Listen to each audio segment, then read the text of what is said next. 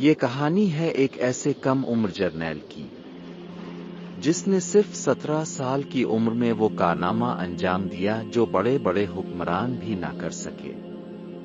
یہ کہانی ہے محمد بن قاسم کی، جنہوں نے برصغیر کی سرزمین پر اسلام کا پرچم بلند کیا۔ 695 عیسوی میں طائف کے شہر میں ایک بچے کی پیدائش ہوئی۔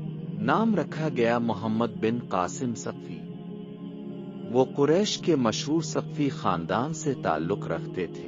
ان کے چچا حجاج بن یوسف اس زمانے میں ایک طاقتور گورنر تھے۔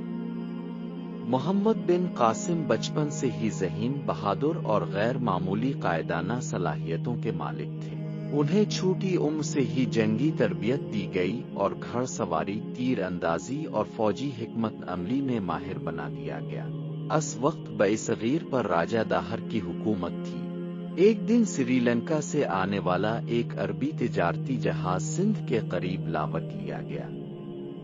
اس جہاز میں مسلمان عورتیں اور بچے بھی تھے جنہیں قید کر لیا گیا۔ عورتوں نے فریاد کی، آ حجاج، ہمیں بچاؤ! فریاد حجاج بن یوسف تک پہنچی۔ اس نے فوراً خلیفہ ولید بن عبد الملک کو خبر دی اور پھر اپنے بھتیجے محمد بن قاسم کو یہ ذمہ داری سونپی کہ وہ سندھ کو فتح کرے اور مسلمانوں کو آزاد کرائے۔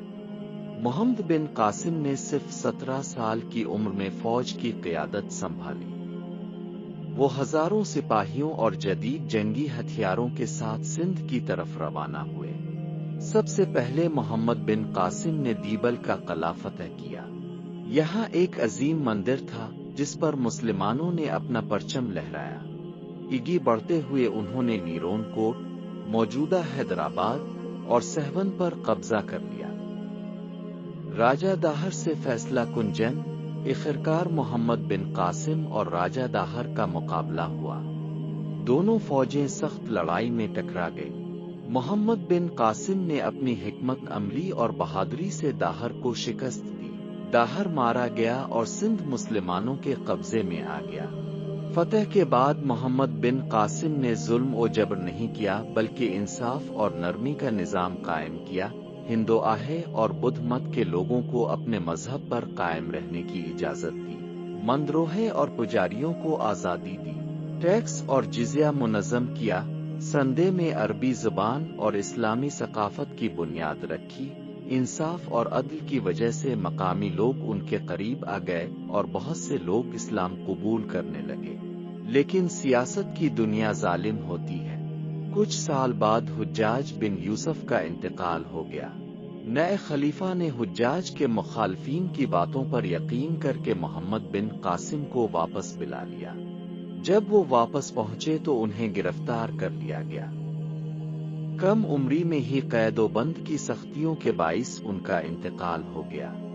ان کی عمر صرف 20 سال تھی۔ محمد بن قاسم ایک ایسا نوجوان ہیرو تھا جس نے کم عمری میں برصغیر کا نقشہ بدل دیا۔